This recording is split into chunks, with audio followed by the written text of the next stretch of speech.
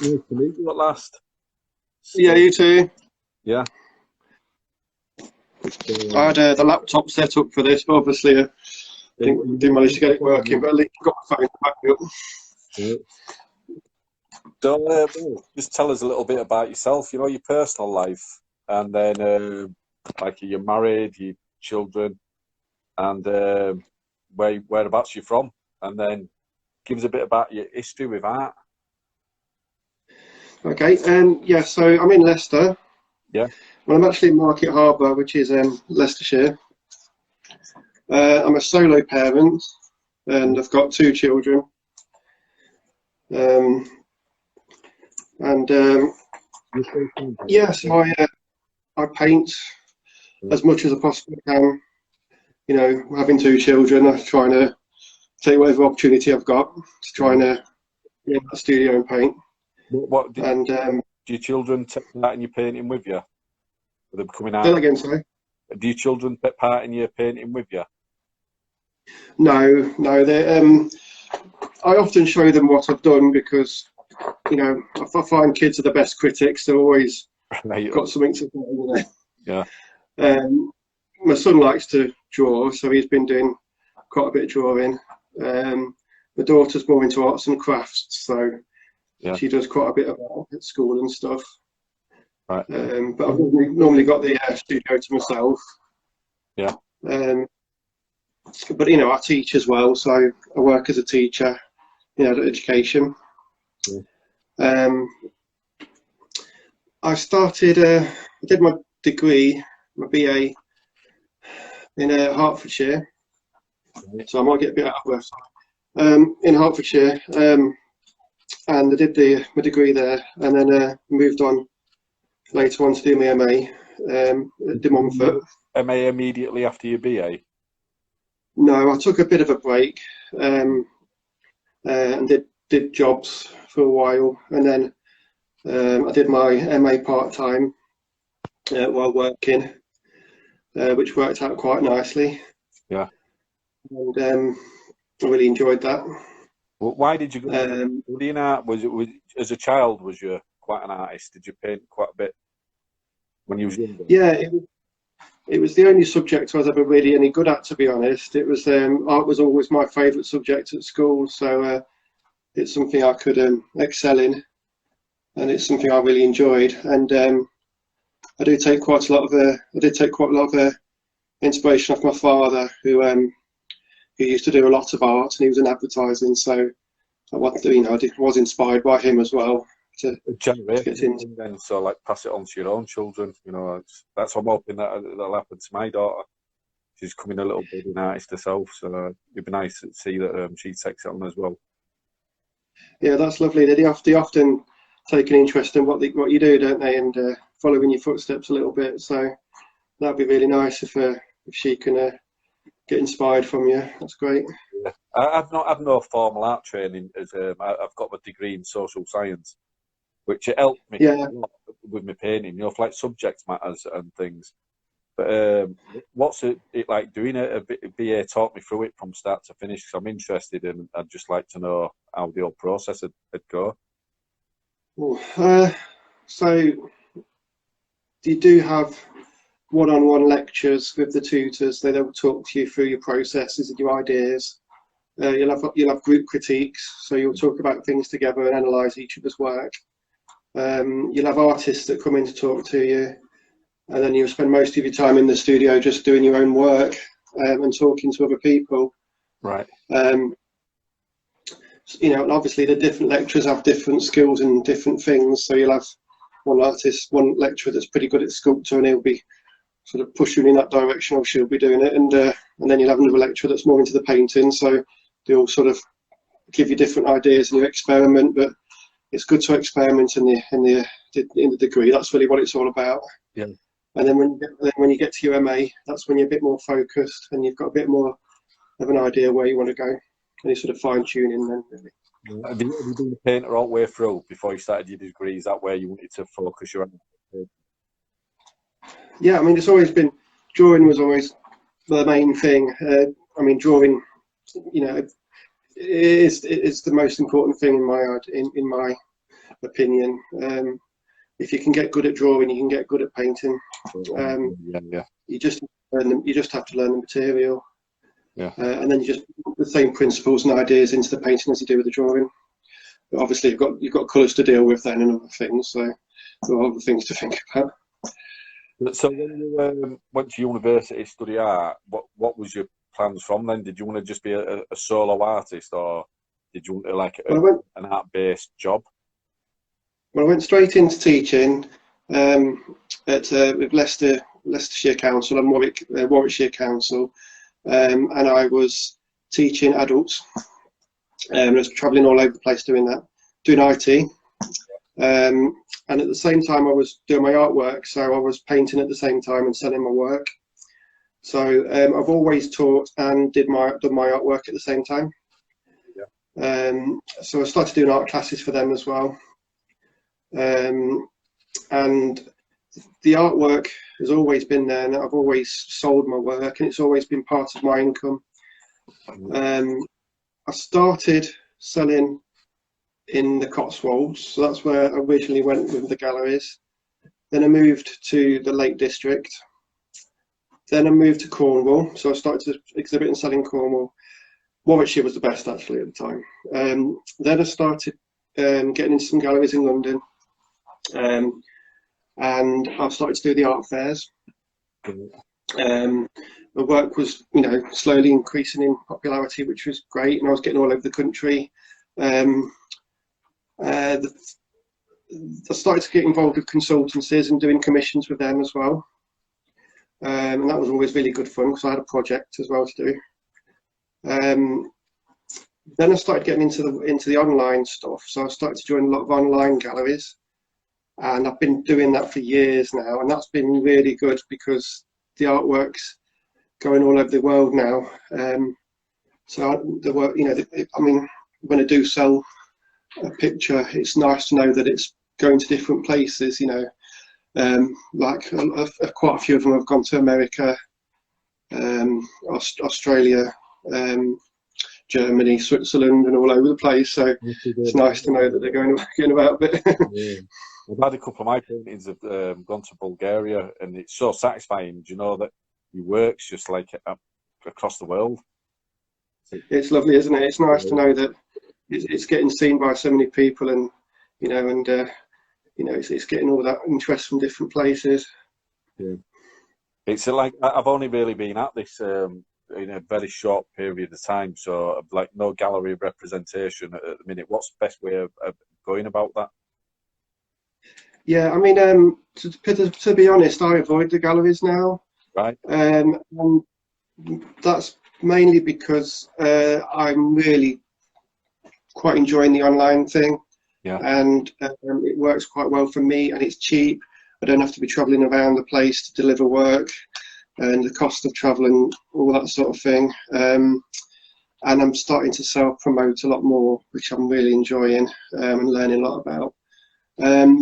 But to saying that, I do miss exhibiting my work. I do want to get back into that and actually having work in galleries and museums again, because it's all very nice having them on the computer.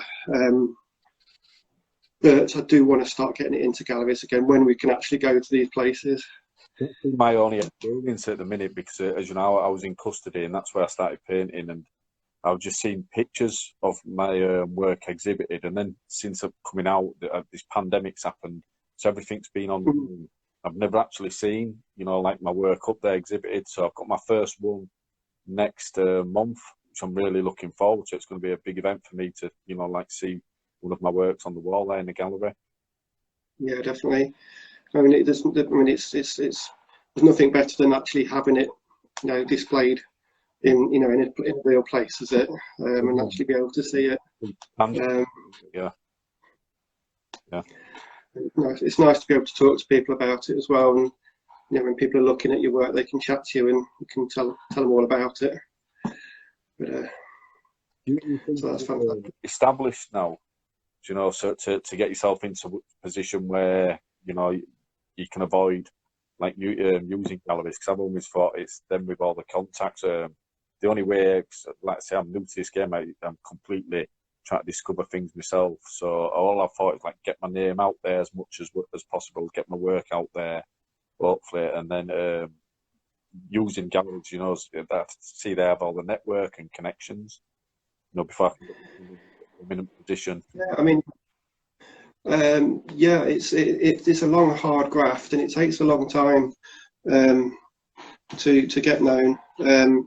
I work my way through the galleries. I started with the, you know, sort of the medium range type galleries. I don't really know how to explain it, but you know, I sort of approached them myself. I actually sent letters and stuff to them. I talked to them. I called them. I visited these places. Did you and then portfolio before your work turn up and then say, listen, this is me and this is my work, you know?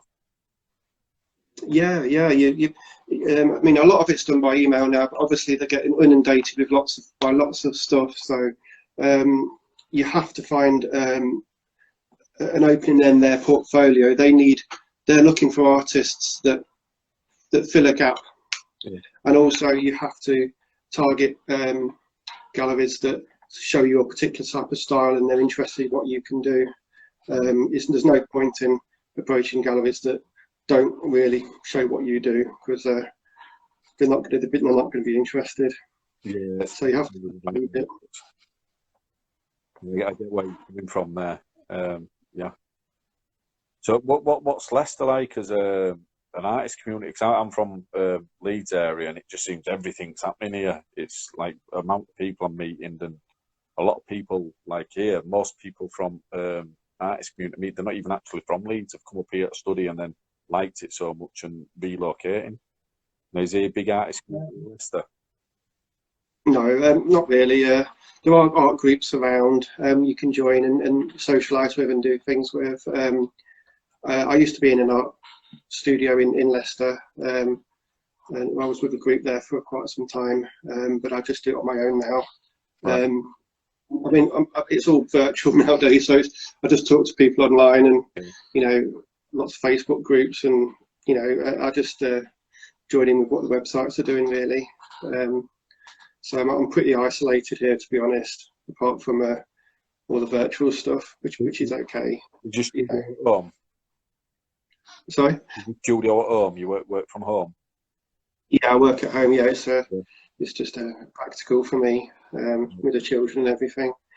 So it's much better that way. I do miss being in a studio group, though. That would be nice to do that again one day, but it's just not very practical at the moment.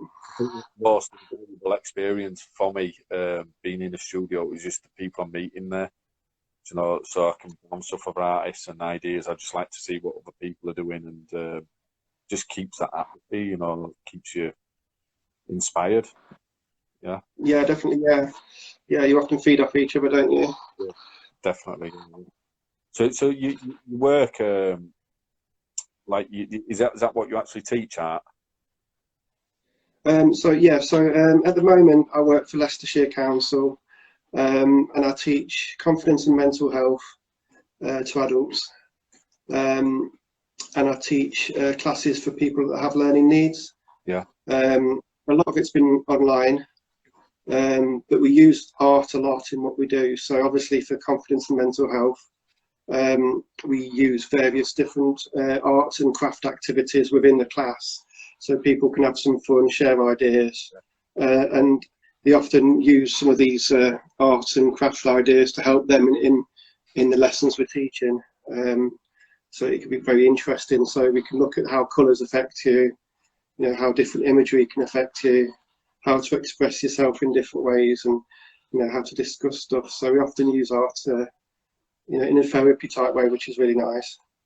And then obviously with the learning support, we do a lot of arts and craft because they love it. We do loads of pottery. The pottery is really good, and we make all sorts of things like bird boxes and, you know, animals and Christmas decorations and all sorts. And we'll have a little Christmas show or something, and they really enjoy that. So it's very beneficial for them. Are you structured? Do you set out like this is what we're going to do today, or do you give like a free hand, you know, for people to discover themselves, basically? Yeah, all the classes are very structured. So we have a particular theme for the day, and then we follow that theme, especially with the learning needs, learning support. We often will focus on maths or English, and it's all employability skills. So we look at employability skills while doing the artwork, and like measuring things to create the models. Making sure you're counting how many beads you've got to stick on something or something like that. So it's all very good for them. Yeah, it is good how you can incorporate maths and English into painting, like you say, like your measurements and then also reading up on certain things. So it's a good way of incorporating them two basic skills into.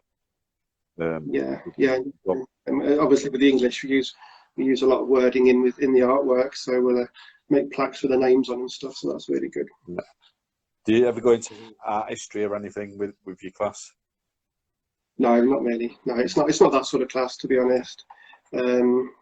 They have their own presentations and things, and they'll present things that they've made and talk about them, but we don't really talk about the art history. I did in my previous roles, but not in this current one. Yeah. Is there any way, do you exhibit any of your classes' works? Do they go out somewhere, or is it just solely kept within house?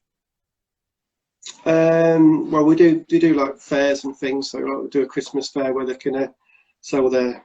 They don't sell it for themselves. They sell it for the centre. To raise funds for the centre. So that's always really nice. And then we'll display things in the classroom and stuff. But I'm sure we'll be doing more of that later on. Yeah. We like doing that. How's it been managing with the pandemic? Do you know you'll obviously be working online. Have you managed okay with the class flow? Yeah. So it's all been online classes, and then with the artwork, obviously I've been painting at home. The kids have been here, so I've been trying to get them to do schoolwork at the same time, which is good fun. Right. But I've actually noticed that there's been people have been spending money on artwork during the pandemic, and I suppose people have had a bit more money, so I've sold a fair few, to be honest, and I think people have been wanting to invest a bit in art and decorate their houses a bit. So yeah, I noticed is it the New Zealand landscape you sold that on the exhibition, didn't you? Yeah, I sold it just before, to be honest. I went to put them in and I thought, oh no, this one's just sold. But obviously, it doesn't really matter. Yeah. But I can talk about these ones a little bit if you like. Yeah, I know you've done the cherry blossom. That seems quite. So Damien Hirst has just done like something similar. An artist in his own studio has done like so it's quite a popular theme at the minute, I think. Yeah, I noticed that. This one's a commission, so this was done for a chap who bought one a while back, and he wanted something that was very exciting, dramatic, colourful. The other painting he had was another tree, and it was a green tree, so there's lots of green and yellow leaves, orange leaves, sort of thing, which I did back when I did my MA. But this sort of complement that. So it's a very action-packed picture, lots of depth, lots of movement. It's very evocative, so you can sort of use your imagination and explore it and try and think about different things going on. Use of colour, it's very clever how you use it, for the depth. Like with that, it's not so much perspective, but you can see the depth in it, and it's just like with your reds and your blues, to the background. So just, I think, is that something you learned when you was at university, or is it like to an extent? But it's something I'm very interested in. So my sort of ideas behind painting is that it's semi-abstract. So it will start off very realistic, and as the painting develops, it becomes more and more abstract. Because I'm very interested in technique. I like to use lots of different techniques, and I'd like to really explore how much I can do with the art materials. So I try and push the material as far as I can, and a lot of it is very controlled and structured. Yeah. And a lot of it is very quite chaotic and a little bit more experimentational. So there's that balance going on there, and that's sort of that's sort of my way of thinking, is that, you know, as a person, I'm very quite structured and logical, but I can also be quite, I'm quite aware of how chaotic and crazy life is. And that's, you know, that sort of comes across in my paintings, that there's a lot of structure there. There's a lot of craziness going on as well, and movement and all sorts. That's it. You said you start off a bit more realistic and then go abstract, you know, where people usually on looser, and then like with me, I might like block it out a little bit, and then I get more realism as I go along. Where you're doing it the other way around, you know, it's an interesting way of doing it. Yeah, Quite loose when you paint, is your hands out, like, you know, blowing. yeah. I use loads of different brushes and implements to apply the paint. And the more detailed stuff is done with the smaller brushes, and then I've got the great big 2-inch brushes, and then I've got the palette knives and all sorts, you know. So it's all good fun. Loosen up me. It's no matter when I try painting loose, and next minute with just subconsciously I'm back into it like this, you know. Yeah. A good instance. I did a little study of some boots, and I just thought, right, do a rough sketch to plan the painting out. Before I knew it, I was just doing a really detailed sketch without knowing, and I thought, wow, it ended in a full week on this showing detailed drawing. It turned out. Yeah, it's funny, isn't it? I myself, I do that sometimes. I'll start doing a very realistic painting in it, and it will just stay that way, and it stays realistic, which is fine.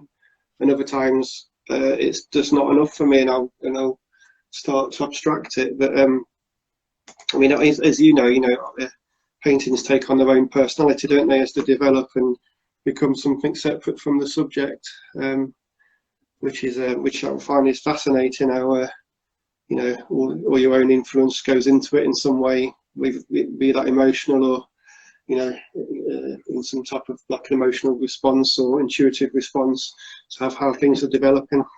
You're quite logical, you know, when you think. So when you plan a painting out, are you consciously thinking of what you're doing next? Because I find I just lose myself sometimes. I go in a zone, and you know, if somebody says, "How did you do that?" I don't know. I don't know myself. My hands have just gone away, and they've just worked themselves. Yeah, I think like most artists, we have an initial idea or plan, and then it sort of takes on its own personality after a while, and just go with that, and you just respond to how it's developing. But I mean, in my subjects, there are particular subjects that do crop up a lot. I do a lot of mainly landscapes, but a lot of it is quite symbolic. So there are certain subjects that do crop up in my paintings quite a lot, and they've often got quite important symbolism for me, either in memories or in experience. Symbolic. Could you give us a little example of that? Yeah, so like I just mentioned with the tree, you know, it can get a bit. The tree is like a solitary thing, but there's all sorts of things going on in the branches, and there's all sorts of distance and movements and stuff in there. I've had a bit of a crazy life last few years. It's been quite crazy in different ways. I won't go into why, but it has been. And you know, I often find that the tree is a sort of a subject that seems to help me to express that. There's also some of the landscapes, some of the colours and the textures I use often reflect some of the ways I'm thinking and feeling, and other things symbolic wise. For example, this painting here is the Scottish Heather. So as a family, we often, well, not often, but we managed to go up to Scotland in the Highlands a few times to visit my wife's great aunt, who was about 94. Right. And obviously that's got a lot of personal meaning for me, going up to visit her and my wife, because she loved it up there. And I did. Beautiful. I really loved it. Yeah. The scenery, I think more north you get, you know, for natural scenery, they're just better and better it gets, which I've never really been up into the islands. I've gone like midway into Scotland, up to like past Kirkcaldy and Loch Lomond, but I've not gone past there. But I see, like you like to paint a lot of like traditional natural landscapes, don't you? Yeah, so most of it's traditional. A lot of it's natural landscapes.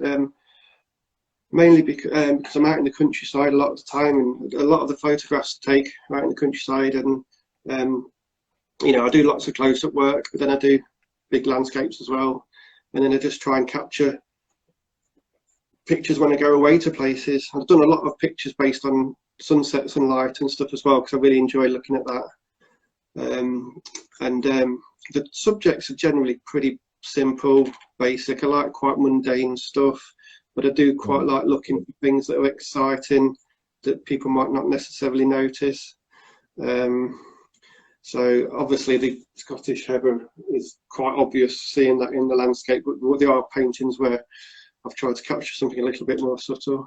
I think what we on the interview we had last week with Asher, we mentioned that where people just go by and don't notice like the beauty. It's when you take that you have the moments where you just see a brilliant sunset or something, and it like captures you.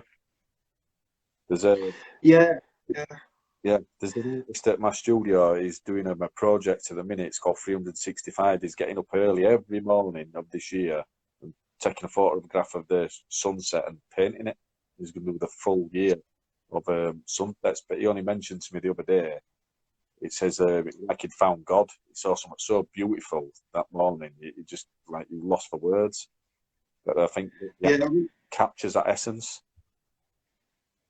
Yeah, I mean, I think that time of the day is really nice, isn't it, with the light? I think if you catch it just right in the morning, the light's quite different, isn't it? And the colours are quite interesting at that time. Yeah.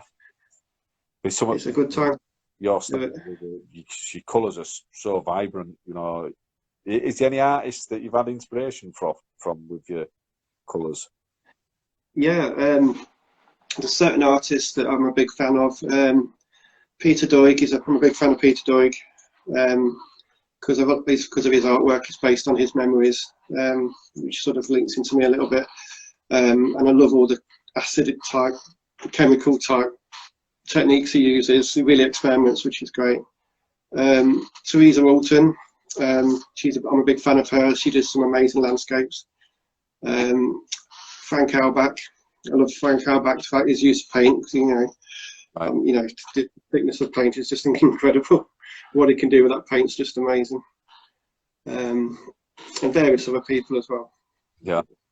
I think I've got favourite artists, but I don't think they inspire my work. I mean, my favourite artist of all time has got to be like Tamara Delympica, just because she's so distinct in a style, like into cubism, but there's no sign of that whatsoever in my own work.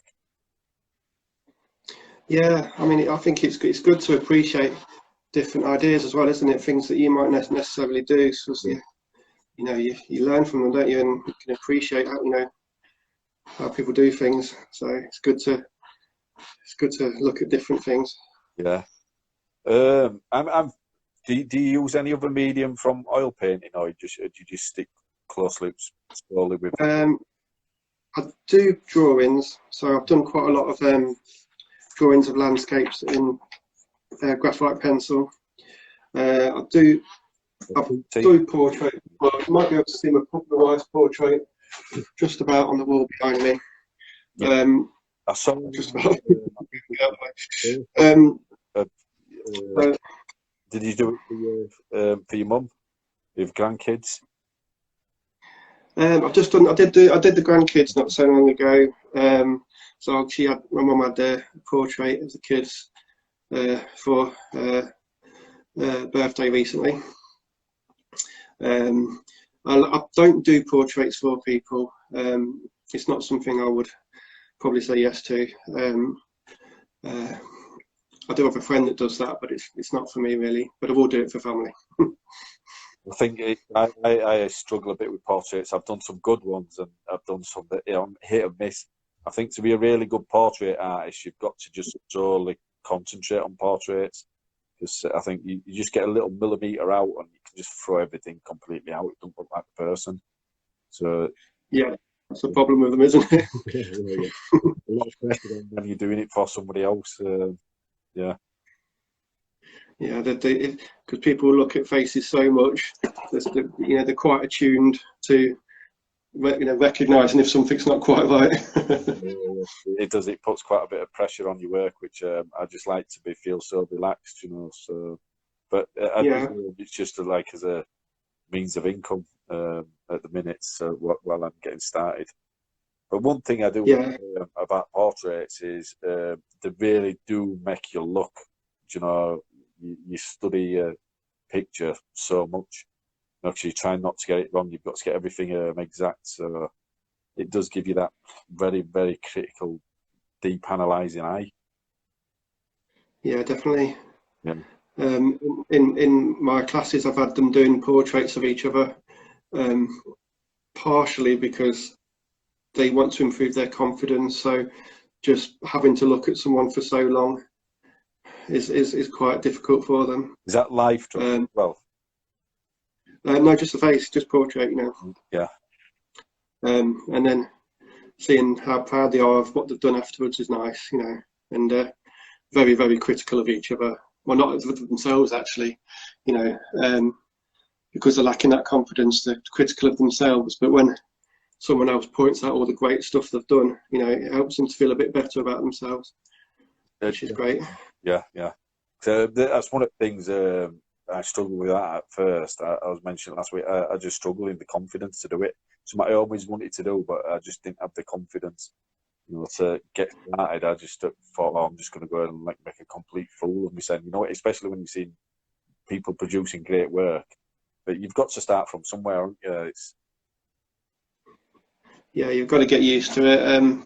I mean, generally people are nice, and especially if you're in a group with people, people are generally very nice and supportive. But obviously, some people can be quite harsh. But you just got to take it with a pinch of salt and not get bothered about it, because everyone likes something different, don't they? Yeah. It's like rejections throughout the years I've had. Either with the work or with art galleries. I've had hundreds of rejections. Yeah. It doesn't matter anymore. I get used to it. It's just part of the course, and it's the same with everything, isn't it? You just. I think that all right, because you can't have a way I look at it. You can't have things your own way all the time, and you've just got to keep pushing on. And rather than take a rejection as something bad, take it as a bit of a driving force to keep pushing yourself more. I think you can turn it into a positive. Yeah, and I think if you're passionate and you enjoy what you do, it comes across in the work. It's if you're focusing on that, if you're really enjoying what you're doing and really getting into it, then it comes across, and that's what people see, and that's what people like your work for, because they can see, your passion there and your interest, and they can relate to it. I think it's really important for me anyway to create artwork that people can relate to and sort of look at and think about things themselves that have happened to them, and experiences, and places they've gone, things they've done. So I think that's really important for me, that people can do that. Yeah, that's my mark of success. If you can get by in life and make a living at something that you love, you've cracked life. I think that's just the perfect life, basically. That's what I Yeah, to do. Where I'm not so bothered about like achieving a rock star's lifestyle or anything, as long as I can make a living out of my art and just pay the bills, and I'll be happy with life. yeah. I mean, it's good, isn't it, to be able to have something you're passionate about and make some type of living from it. But I mean, as an artist, I've always say to other people that you need to do something else. I mean, that's why teaching is very important for me, and I love it, and it all links in with my work as well. I use what I know in my teaching to help people. So it's all part and parcel of that. So I mean, I know artists that do lots of different things, and their work influences that. So even if you can't make a living from your artwork, at least you're doing something that's related to it. It's a Um, goal as well to aspire to. I think just having a goal in life, to aim for. Then same again. I think your life gets pretty pointless if you don't have a goal to work towards. yeah, yeah, definitely. It's always good to have goals and things to aim towards. It's it makes life much more interesting, doesn't it? Uh, and you know that you're not just doing jobs just for the money. Yeah. I've been very lucky that there is interest in my work, and I can teach and I can paint, and it works. So I've been lucky. But there's still a lot I want to do, and still a lot of ambition and ideas to aim towards. A lot more, yeah. Yeah, I mean, one of my, I want to do a lot more travelling. I want to see more of the world. I want to paint more places, and I'd really like to be able to, perhaps spend time in different countries and use that from my subject. What countries have you travelled to up to the time being? Well, I mean, we haven't been able to travel for a long time now. I haven't been abroad for about 13 years because of various. It's been myself. Sorry. Yeah, it's been quite some time myself, but I've travelled most of Western world, Canada, America, Mexico, Western Europe. It's just I really want to go to the East. Never really done that yet, but I think there'll be some good inspiration, for some painting out in that direction. Yeah, definitely. That'd be amazing, wouldn't it? All the, some countries, the culture's just it's just incredible. Some of the colours and the influences. So it'd be great. And in the past, I have managed to go to Australia and America and some of Europe, but it would be nice to do some more. Because I'm new to oil painting, I did my first oil painting in September. So could you tell me, how you set about an oil painting, right from start to finish? Give me the full process, how you go about it. I think a lot of people are quite scared of oil paint. They often see it as this posh, expensive material that they don't want to touch because they're worried they're going to make a mistake, and it's really not like that at all. Oil paint, fish to water, I love it. No going back. I've just never touched an acrylic paint since. Yeah. So yeah, I think obviously watercolours, you don't want to make a mistake. Not much going back on them, but with acrylics and oil paint, there is room to make changes and corrections. There's obviously, it's difficult for me to say because I change it all the time, but I often will do a base coat of shapes first. So I'll make a basic structure. Canvas, or do you buy them pre-made? I used to make them all myself, but I buy them now, partly because it's just more practical and it doesn't cost too much more in the long run, to be honest. Yeah. So yeah, I use, because I use so much paint, I use sort of a mid-range paint because I get through so much. The paintings are really layered, so I get great big tubes. I do use artist quality paint as well, but obviously I can't reuse the most expensive stuff. But I layer it, so I'll do a layer of flat colours and shapes, and then I'll do the next layer, and I'll slowly correct the shapes as I go from layer to layer. Do you lay on with your paintbrush, or do you draw out first? I don't draw. I go straight on with paintbrush. I've got great big paintbrushes I use, and the paintbrushes get smaller and smaller as the paints develop. And I'll do a full layer, and then I'll go back and I'll do a full layer of textures and colours again, and I'll just keep doing it over and over again to get more detail and more depth and that sort of thing. And the more layers I do, the thicker the paint gets, the more textures I get, and the more interesting it gets. So that is one way of paint. And then I also paint, which is complete opposite. I'll do it section by section. I'll start at the top and I'll work my day down from top to bottom, and then I'll go back into it again, and I might do another 2 or 3 layers. So there's not necessarily a particular way I do things, to be honest. Do you work on a few paintings at the same time? Or do you... I used to. Yeah. I used to do that because I used to like doing that because I could, when one was drying, I can go on to another one. There is a drying period in oil paint. You do have to wait for a layer to dry before going into the next layer, because it will just become a mess. That you have to wait until that layer's dry before you can go on to the next one. And because of that, if I did multiple paintings at the same time, it's more practical. Nowadays, I don't do that. I like to give the paintings a certain amount of drying time before I go to the next layer, and that's because the layer underneath interacts with the second layer to a certain extent, and which is something I often use in the techniques.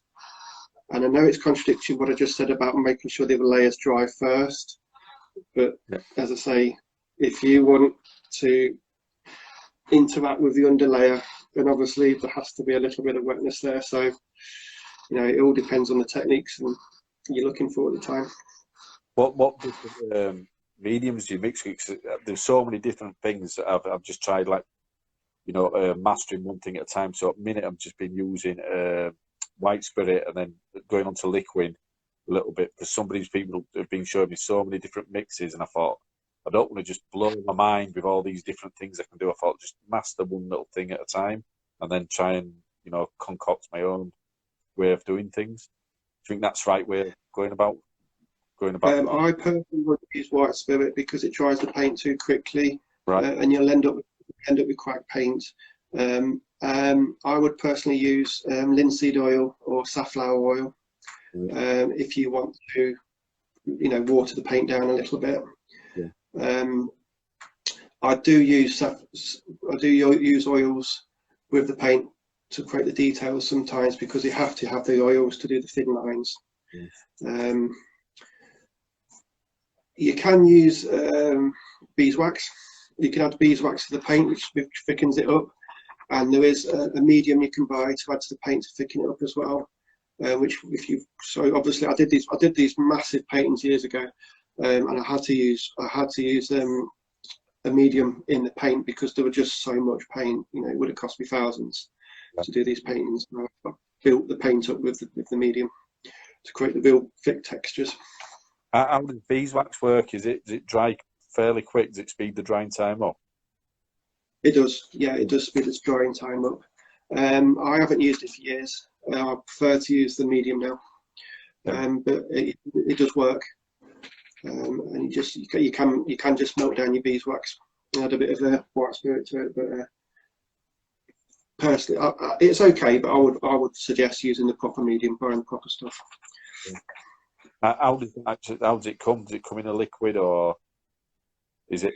It's like a jelly type paste. You'd have to look up the name, to be honest. I haven't used it for a while. But it's a body medium. So it just thickens up the paint. You just mix the paint into it and it thickens it up, and you just get more paint. It does change the colour slightly though, and you do have to be careful what oils you use, because the oils do affect the colours of the paint. Yeah. What about liquid? Do you use liquid? I haven't really used it, to be honest. So I'm not sure about that one. I've just been experimenting with that at the time. It speeds the drying. It's like a semi-gloss. Yeah. Do you varnish your paintings? No, I don't. I sometimes mix in varnish in the paint to give it a bit of a shine. And there has been times when I varnish part of the paintings, but I don't varnish the whole paint. So you actually use that as a bit of a medium in your paint, the varnish? Yeah, I have done, yeah. Yeah, and I've splattered. Try that. Yeah. Sorry? I'll have to try that. I didn't know you could do that. So it's something I'll have to experiment with. I've varnished before, and it did. Somebody showed me it brought the colours out nice, but then when I varnished it, I just thought I wrecked the painting. I could see the strokes in it, and I just thought, oh no. Yeah, I would not suggest varnishing a painting. You can't look at it properly. You just get all the light reflecting off the painting, and you can't see it very well. I mean, I know it's something they used to do to protect the painting, Yeah. And it gives it a nice, nice shine. But personally, I just think it ruins it. Yeah. Well, I did it once, experiment once, and it's not a painting. I'm saying, I said I just thought I'd ruined it. It's I made a right message, put me off it, using it again in future. Yeah. Yeah. Yeah. Can I just mention my website in case anybody wants to see my work? Obviously, I'll mention it now in case I forget. So richardfreer.com. So if anybody wants to see my work, it's on there. And you can also see it on artfinder.com and artfinder.co.uk, Saatchi Art, and Art Gallery as well. So I'll just get that in there now before I forget. Before we finish, I'd like to ask, because I know it's on Artfinder, it's something I've been looking at myself, because I'm quite new, like, with the technology of things. But what's Artfinder like? It seems quite popular, but have you had much luck? Yeah, it's good. Yeah? Yeah, it's good. Yeah. I've had quite a few sales through that, and right. Obviously, it really helped me to get some get artwork in America and stuff. So that's been really good. So getting in there to try that, yeah.